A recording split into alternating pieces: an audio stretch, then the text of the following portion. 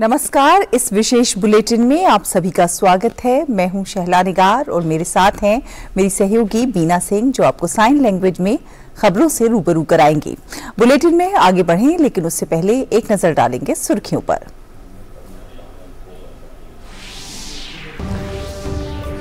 प्रधानमंत्री नरेंद्र मोदी ने राजस्थान में दिल्ली मुंबई एक्सप्रेसवे के दिल्ली दौसा लालसोट खंड को राष्ट्र को किया समर्पित।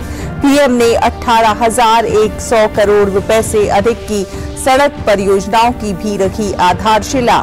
कहा, दिल्ली मुंबई एक्सप्रेसवे और western dedicated freight corridor Rajasthan और देश की प्रगति के बनेंगे दो मजबूत स्तंभ। परियोजनाओं से आने वाले समय में राजस्थान सहित पूरे क्षेत्र की बदलेगी तस्वीर। प्रधानमंत्री नरेंद्र मोदी ने राजस्थान के दौसा में एक विशाल जनसभा को किया संबोधित। पीएम ने कांग्रेस पर साधा निशाना। कहा, कांग्रेस करती है अटकाने, लटकाने और भटकाने का काम। कांग्रेस के पास ना विजन है और ना ही बातों में वजन।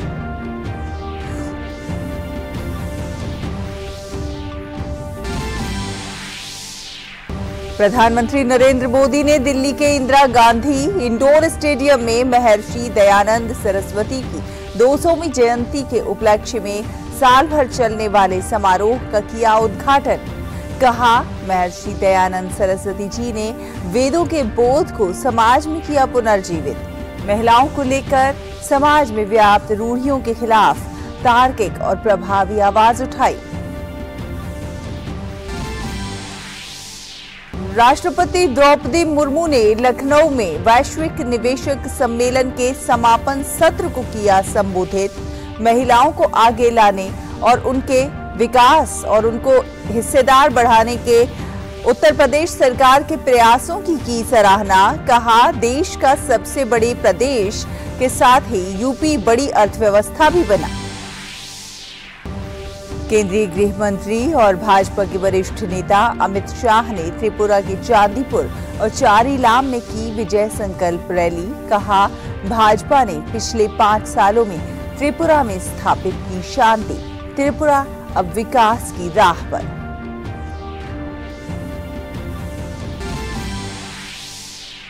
महाराष्ट्र, बिहार, असम, अरुणाचल प्रदेश और झारखंड समेत 12 राज्यों में नए राज्यपालों की नियुक्ति। रमेश बैस महाराष्ट्र, गुलाब चंद कटारिया को असम और शिव प्रताप शुक्ला को हिमाचल प्रदेश का नया राज्यपाल नियुक्त किया गया। वहीं brigadier retired BD Mishra Ladakh के बने नए उपराज्यपाल। और भूकंप प्रभावितों के लिए जारी है भारत का ऑपरेशन दोस्त। भारतीय वायुसेना के C-17 ग्लोब मास्टर के जरिए राहत सामग्री की 7वीं खेप 23 टन से अधिक राहत सामग्री लेकर पहुंची तुर्की और सीरिया। तुर्की और सीरिया में मृतकों की संख्या 28,000 के पार। महिला T20 विश्व कप में आज भारतीय टीम पाकिस्तान के खिलाफ उतरेगी मैदान में। हरमनप्रीत कौर की अगुवाई में भारतीय टीम जीत के साथ करना चाहेगी अपने अभियान की शुरुआत।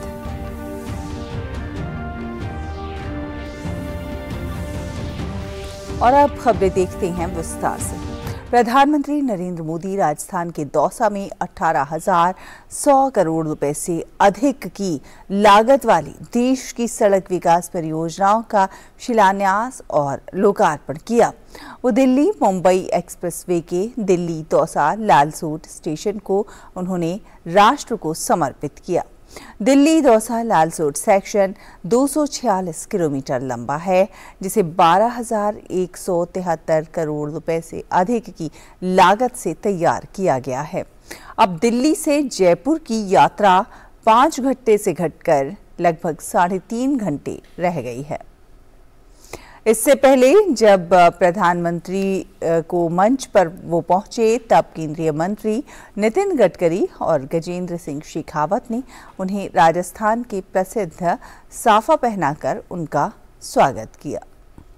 दिल्ली मुंबई एक्सप्रेसवे भारत का सबसे लंबा एक्सप्रेसवे होगा, जिसकी कुल लंबाई 1386 किलोमीटर है। इसके बन जाने से दिल्ली और मुंबई के बीच की यात्रा दूरी में 12% की कमी आएगी और सड़क की लंबाई 1424 किलोमीटर से कम होकर 1242 किलोमीटर रह जाएगी। यात्रा के समय में भी 50% की कमी आएगी। पहले जहां 24 घंटे लगते थे, वहीं अब 12 घंटे लगेंगे। यह एक्सप्रेसवे 6 राज्यों दिल्ली, हरियाणा, राजस्थान, मध्य प्रदेश, गुजरात और महाराष्ट्र से होकर गुजरेगा। प्रधानमंत्री ने इस अवसर पर कहा कि दिल्ली मुंबई एक्सप्रेसवे और वेस्टर्न डेडिकेटेड फ्रेट कॉरिडोर ये राजस्थान की देश की प्रगति के 2 मजबूत स्तंभ बनने वाले हैं। ये परियोजनाएं आने वाले समय में राजस्थान सहित इस पूरे क्षेत्र की तस्वीर बदलने वाले हैं। उन्होंने कहा कि जब ऐसी आधुनिक सड़कें बनती हैं, रेलवे स्टेशन, एयरपोर्ट, मेट्रो बनते हैं, तो देश की प्रगति होती है। बीते 9 वर्षों से केंद्र सरकार भी निरंतर इंफ्रास्ट्रक्चर पर बहुत बड़ा निवेश कर रही है। प्रधानमंत्री नरेंद्र मोदी ने कहा कि इस साल के बजट में इंफ्रास्ट्रक्चर के लिए 10 लाख करोड़ रुपए का प्रावधान किया गया है। ये राशि 2014 में प्रावधानित राशि का 5 गुना है। इस निवेश से राजस्थान को काफी फायदा होने वाला है। प्रधानमंत्री ने कहा कि इस एक्सप्रेस वे के बनने से जहां किसानों को लाभ होगा, वहीं राजस्थान के पर्यटन उद्योग को भी फायदा होगा। बाद में प्रधानमंत्री नरेंद्र मोदी ने दौसा में राष्ट्रीय सड़क परियोजना प्रदर्शनी का निरीक्षण किया।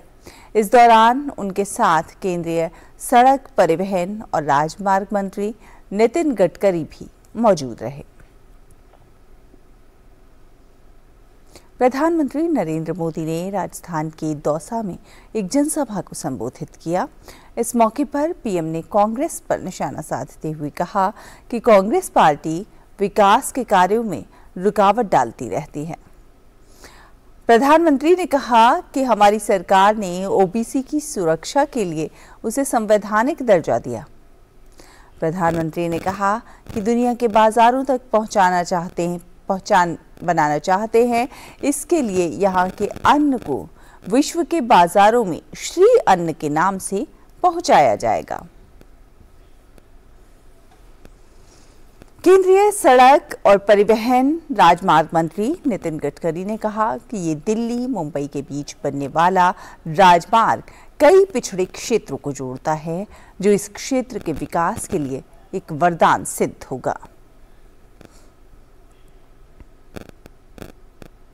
प्रधानमंत्री नरेंद्र मोदी दिल्ली के इंदिरा गांधी स्टेडियम में महर्षि दयानंद सरस्वती की 200वीं जयंती के उपलक्ष्य में साल भर चलने वाले समारोह का आज उन्होंने शुभारंभ किया। महान समाज सुधारक एवं आध्यात्मिक महर्षि दयानंद सरस्वती का जन्म 12 फरवरी 1824 को हुआ था।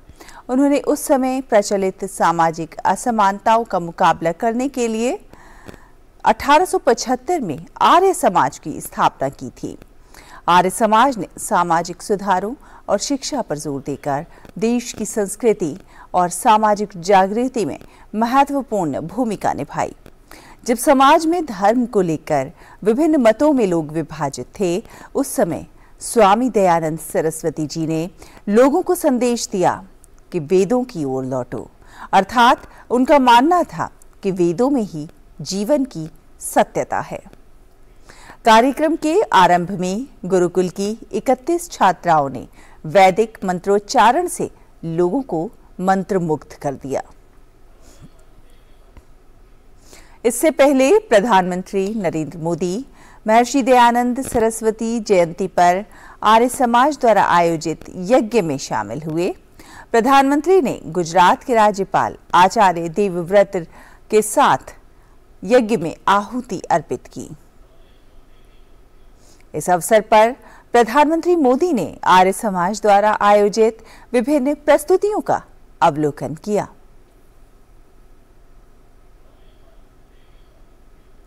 महर्षि दयानंद सरस्वती जी के विचारों को समाज में आगे बढ़ाने के लिए प्रधानमंत्री नरेंद्र मोदी ने एक प्रतीक स्वरूप मशाल प्रदान की।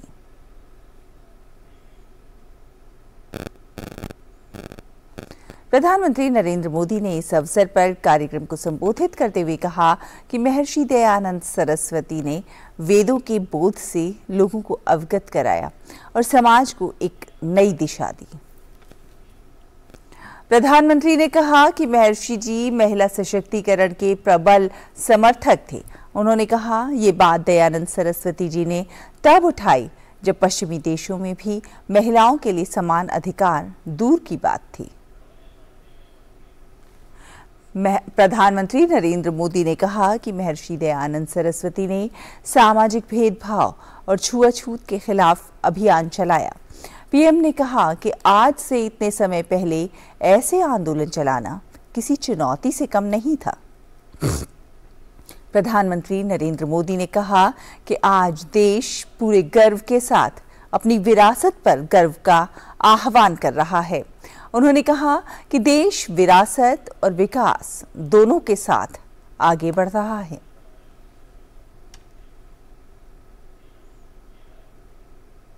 और अब अगली खबर। राष्ट्रपति द्रौपदी मुर्मू ने Uttar Pradesh global investors summit के समापन समारोह को संबोधित किया। उन्होंने कहा कि उत्तर प्रदेश बड़ी अर्थव्यवस्था बनने की राह पर है और इसका लाभ किसानों, गरीबों और कामगारों को मिलेगा। राष्ट्रपति ने कहा कि सप्तऋषि के नाम से केंद्रीय बजट को कई क्षेत्रों में बांटा गया है और इसका लाभ यूपी को मिलेगा। लखनऊ में आयोजित यूपी ग्लोबल इन्वेस्टर्स समिट 2023 को राज्य के मुख्यमंत्री योगी आदित्यनाथ ने संबोधित किया। योगी आदित्यनाथ ने कहा कि आज प्रदेश बीमारू राज्य से निकलकर विकास राज्य के पथ पर आगे बढ़ रहा है। आज दुनिया की बड़ी बड़ी कंपनियां प्रदेश में निवेश कर रही हैं। केंद्रीय मंत्री अनुराग ठाकुर ने अपने संबोधन में कहा कि आज भारत खेल के क्षेत्र में देश का नाम रोशन कर रहा है और उत्तर प्रदेश तेजी से स्पोर्ट्स हब बनता जा रहा है। उन्होंने उत्तर प्रदेश सरकार की प्रशंसा करते हुए कहा कि अपने राज्य के खिलाड़ियों को हर कोई सम्मानित करता है, लेकिन उत्तर प्रदेश सरकार ने टोक्यो ओलंपिक 2021 के खिलाड़ियों को सम्मानित करके एक मिसाल कायम की है। और अब खबर चुनाव की। त्रिपुरा विधानसभा चुनाव के लिए धुआंधार प्रचार जारी है। सभी दलों के नेता चुनावी प्रचार में जुटे हुए हैं। केंद्रीय गृह मंत्री और भाजपा के नेता अमित शाह ने त्रिपुरा के सिपाही जाला जिले में विजय संकल्प रैली को संबोधित किया। अपने संबोधन में उन्होंने कहा कि कम्युनिस्टों ने कांग्रेस के साथ गठबंधन कर चुनाव से पहले ही हार को स्वीकार कर लिया है। साथ ही उन्होंने कहा कि मोथा पार्टी त्रिपुरा का कल्याण नहीं कर सकती, केवल भाजपा ये काम कर सकती है। इससे पहले अमित शाह ने त्रिपुरा के चांदीपुरा में भी विजय संकल्प रैली को संबोधित किया। उन्होंने कहा कि मोदी जी ने हीरा यानी हाईवे, इंटरनेट, रेलवे और एयरवे का सूत्र दिया है, जिसके जरिए आने वाले सालों में त्रिपुरा का विकास किया जाएगा। साथ ही साथ उन्होंने कहा कि त्रिपुरा को 3 आफत से बचाने की जरूरत है और इसके लिए आपको भाजपा यानी कि डबल इंजन की सरकार लानी पड़ेगी। इससे पहले अमित शाह ने अपने त्रिपुरा दौरे की शुरुआत माता त्रिपुर सुंदरी मंदिर में पूजा अर्चना के साथ की। अगरतला में केंद्रीय गृह मंत्री अमित शाह ने त्रिपुरा के मुख्यमंत्री माणिक साहा के साथ रेलवे स्टेशन से सिटी सेंटर तक रोड शो किया।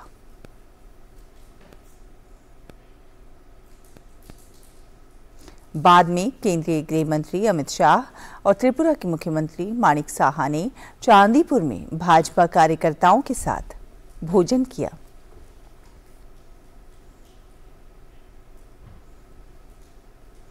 पश्चिम बंगाल में होने वाले पंचायत चुनाव को ध्यान में रखते हुए भाजपा अध्यक्ष जेपी नड्डा राज्य के दौरे पर हैं। नड्डा ने पश्चिम बंगाल के पूर्वा मेदिनीपुर में एक रैली को संबोधित करते हुए कहा कि मोदी जी के नेतृत्व में देश ब्रिटेन को पछाड़कर 5वें नंबर की अर्थव्यवस्था बन गया है। गाड़ियां बनाने में भी भारत जापान को पीछे छोड़कर विश्व में तीसरे नंबर पर आ गया है। जेपी नड्डा ने ममता बनर्जी पर करारा हमला बोलते हुए कहा कि मोदी देश के विकास को आगे ले जा रही हैं और ममता बनर्जी देश को पीछे ले जाने का काम कर रही हैं। रक्षा मंत्री राजनाथ सिंह एरो इंडिया 2023 के शुभारंभ कार्यक्रम में शामिल हुए। ये एशिया का सबसे बड़ा एयर शो है जो 17 फरवरी तक बेंगलुरु के येलहंका एयरफोर्स स्टेशन पर चलेगा। एरो इंडिया शो के शुभारंभ कार्यक्रम में राजनाथ सिंह ने कहा कि 100 से ज्यादा मित्र देशों और 800 से ज्यादा एग्जिबिटर्स के साथ ये अब तक देश का सबसे बड़ा एरो इंडिया शो है। राजनाथ सिंह ने बताया कि इंडिया पवेलियन में भारत के डिफेंस के क्षेत्र में बढ़ती ताकत को प्रदर्शित किया जाएगा। G20 कृषि कार्य समूह की पहली बैठक 13 से 15 फरवरी तक देश के सबसे स्वच्छ शहर इंदौर में होने जा रही है। 3 दिन की इस बैठक के दौरान G20 देशों से आ रहे प्रतिनिधि कृषि क्षेत्र से जुड़े प्रमुख विषयों पर चर्चा करेंगे। इस महत्वपूर्ण बैठक के दौरान विदेशी मेहमानों को न सिर्फ मालवा के खान पान और संस्कृति से रूबरू कराया जाएगा, बल्कि इंदौर का राजवाड़ा पैलेस और धार जिले का प्रसिद्ध पर्यटन स्थल मांडू के दीदार भी कराए जाएंगे। और प्रधानमंत्री नरेंद्र मोदी कल कर्नाटक के दौरे पर रहेंगे। पीएम बेंगलुरु के येलहंका स्थित वायु स्टेशन पर 14वें एरो इंडिया 2023 का उद्घाटन करेंगे। एरो इंडिया 2023 की theme runway to a billion opportunities है। प्रधानमंत्री की परिकल्पना make in India, make for the world के अनुरूप एरो इंडिया 2023 में स्वदेशी उपकरणों, प्रौद्योगिकियों को दर्शाया जाएगा। कार्यक्रम के जरिए स्वदेशी, एमएसएमई और स्टार्टअप का एकीकरण भी संभव होगा, जो वैश्विक आपूर्ति श्रृंखला से संबंधित है। इसके जरिए विदेशी निवेश सहित सह विकास और सह उत्पादन के लिए साझेदारी भी आमंत्रित की जाएगी। एरो इंडिया 2023 में 80 से अधिक देश भाग लेंगे। लगभग 30 देशों के मंत्री और वैश्विक और भारतीय OEM के 65 CEOs के भी एरो इंडिया 2023 में हिस्सा लेने की संभावना है। एरो इंडिया 2023 प्रदर्शनी में लगभग 100 विदेशी और 700 भारतीय कंपनियों सहित 800 से अधिक रक्षा कंपनियां भाग लेंगी। प्रदर्शनी में भाग लेने वाली भारतीय कंपनियों में MSME और स्टार्टअप शामिल हैं, जो देश में विशिष्ट प्रौद्योगिकियों की उन्नति, एरोस्पेस में वृद्धि और रक्षा क्षमताओं को पेश करेंगे। केंद्र सरकार ने 12 राज्यों और एक केंद्र शासित प्रदेश लद्दाख में गवर्नर और उपराज्यपाल बदले हैं। महाराष्ट्र के गवर्नर भगत सिंह कोश्यारी की जगह रमेश बैस महाराष्ट्र के गवर्नर बनाए गए हैं। वो अभी झारखंड के राज्यपाल थे। इसी साल जनवरी में सुप्रीम कोर्ट से रिटायर हुए जस्टिस अब्दुल नजीर को आंध्र प्रदेश का गवर्नर बनाया गया है। Retired brigadier doctor BG Mishra को लद्दाख का उपराज्यपाल बनाया गया है। इससे पहले वो अरुणाचल प्रदेश और मेघालय के राज्यपाल रह चुके हैं। गुलाब चंद कटारिया को असम और शिव प्रताप शुक्ला को हिमाचल प्रदेश का नया राज्यपाल नियुक्त किया गया है। और भारत से 7वें ऑपरेशन दोस्त की उड़ान ने अदाना हवाई अड्डे पर तुर्की के लिए राहत सामग्री पहुंचाई। वितरित सामग्री में ग्राउंड पर टीमों के लिए आपूर्ति के साथ रोगी मॉनिटर, ECG, सिरिंज पंप और आपदा राहत सामग्री जैसे चिकित्सा उपकरण शामिल थे। दूसरी तरफ ऑपरेशन दोस्त की 7वीं उड़ान 23 टन से अधिक राहत सामग्री के साथ सीरिया भी पहुंच गई है, जिसमें जेनसेट, सोलर लैंप, आपातकालीन और महत्वपूर्ण देखभाल दवाएं और आपदा राहत सामग्री शामिल है। दमिश्क हवाई अड्डे पर स्थानीय प्रशासन और सीरिया के पर्यावरण उपमंत्री मुताज डॉजी को राहत सामग्री सौंपी गई। तुर्की में आए विनाशकारी भूकंप से हुई तबाही के बाद अंटाकिया शहर में मलबे का पहाड़ नजर आ रहा है। अंटाकिया में मलबे को हटाने का काम युद्ध स्तर पर जारी है। तुर्की में विनाशकारी भूकंप से अब तक मरने वालों की संख्या 28,000 से अधिक हो चुकी है।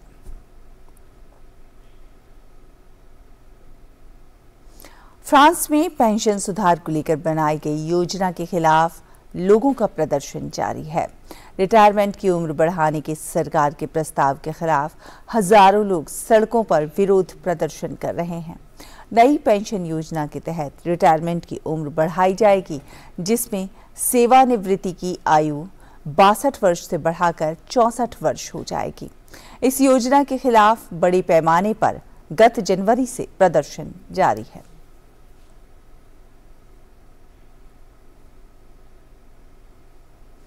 पुर्तगाल की राजधानी लिस्बन में महंगाई के विरोध में कल हजारों शिक्षकों ने देशव्यापी प्रदर्शन किए। इसे पुर्तगाल में हाल के वर्षों का सबसे बड़ा प्रदर्शन माना जा रहा है। कर्मचारी संगठनों ने प्रदर्शन में 1 लाख से अधिक लोगों के शामिल होने का दावा किया है। मीडिया की खबरों के अनुसार पुर्तगाल में 1 महीने से भी कम समय में शिक्षकों और स्कूल कर्मियों का ये तीसरा बड़ा प्रदर्शन है। पुर्तगाल पश्चिमी यूरोप का देश है, जहां आधी आबादी की मासिक आय 1000 यूरो से भी कम है। प्रदर्शनकारियों ने कर्मचारियों का वेतन बढ़ाने की मांग की है।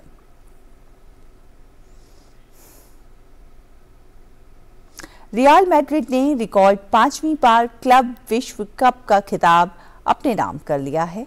मोरक्को में शनिवार को खेले गए फाइनल मुकाबले में रियल मैड्रिड ने अल हिलाल को 5-3 से हराया। मैड्रिड के लिए विनीसियस जूनियर और फेरे वाल्वर्डे ने 2-2 गोल किए, जबकि करीम बेंजेमा ने अपने खिताबी मुकाबले में गोल कर शानदार वापसी की। पिछले सीजन में चैंपियंस लीग जीतकर इसके लिए क्वालिफाई करने वाली कार्लो एंसेलोटी की टीम ने विपक्षी टीम को एक तरफा अंदाज में हराया। इसके साथ ही इस टीम ने अगस्त में यूरोपीय सुपर कप जीतने के बाद सीजन का दूसरा बड़ा खिताब हासिल किया। इसी के साथ इस विशेष बुलेटिन में फिलहाल इतना ही। नमस्कार।